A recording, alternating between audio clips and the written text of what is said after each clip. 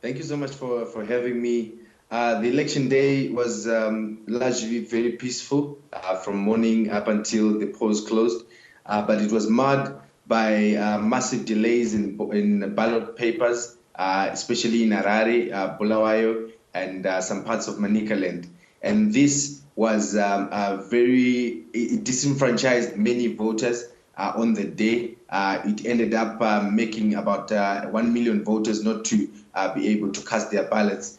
Some of them even cast their ballots right after midnight, and on the following day when the president said that the election day could continue the following day. So how did the results come to be announced, and did it surprise you at all? In terms of the parliamentary vote, the opposition got its normal traditional votes in the urban areas, and the ZANU-PF got its rural base quite strongly. But we then got to find out that ZANU-PF could not get the two-thirds majority that it got in the previous election, which was a welcome development, especially from the political scientists who say that it is good because no one will be able to change the constitution. But when it comes to the presidential vote, it was quite shocking that the CCC president got 44%, which is quite a low mark from what he got in 2018. Political analysts felt that he should have gotten a better scoring there. There was reports of vote rigging, and right now there's still a debacle around the presidential vote, which could go to the courts. Well, the opposition says they won't accept the results. What have election observers said about the contest?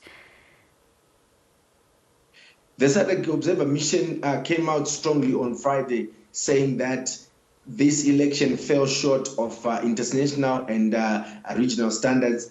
The EU also say that this election was also held in an environment which was full of intimidation, and that is so telling on the result of this election, and it could, in a way, discredit the credibility of this election. There is a SADC Observer Mission also that is coming in, SADC Troika that is coming in today to also look into the political situation in Zimbabwe. Hopefully that a settlement should be conducted in the near future. But this won't change the results that have been announced. Is that right? What happens next? What happens next is that the CCC is approaching the courts with a petition to strike down this election result. Hopefully that they have all the evidence that they need to be able to do that. ZANU-PF is adamant, saying that they won fair and squarely. It's left to be seen whether the courts are going to give the CCC a better judgment this time around. As we know that in 2018, they struck down their petition saying that it did not meet the court's requirements. So for now, Zimbabwe remains in political limbo. Voters must be quite frustrated about this. Yes, Zimbabwe right now does not know where the country is headed. Are we headed towards a rerun or a government of national unity? People are not really in the know right now. The ZANU-PF government has stalled its inauguration of the president pending the court appeal. So there is a political limbo, definitely. But there is hope that there will be a settlement that will be held, that will be reached, especially from SADC. Of course, this is all a bit of deja vu with opposition leader Nelson Chamisa in 2018 challenging his election loss then to Mnangagwa. But you said this vote appears to be a little bit closer, a tighter race?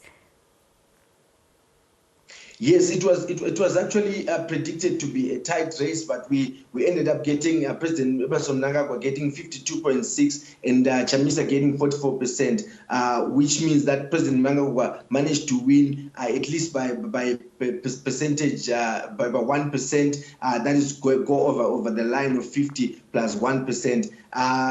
but according to election agents, they're saying that there was massive vote rigging on the day of election, of the announcement of election results. The CCC did not sign the final voter tally, which means that they are still in argument that there was a gigantic fraud, according to Nelson Chamisa. Just finally, how difficult will it be for any opposition to wrest control from the ruling ZANU-PF?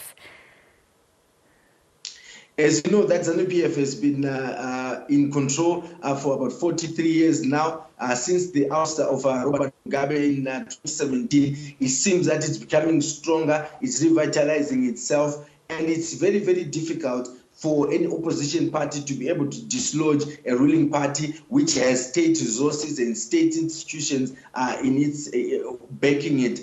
It's going to be a difficult walk, but as what happened in Zambia, where an opposition party came into the fore, there are hopes that in Zimbabwe it could happen in the near future. Maybe not now, but in the near future.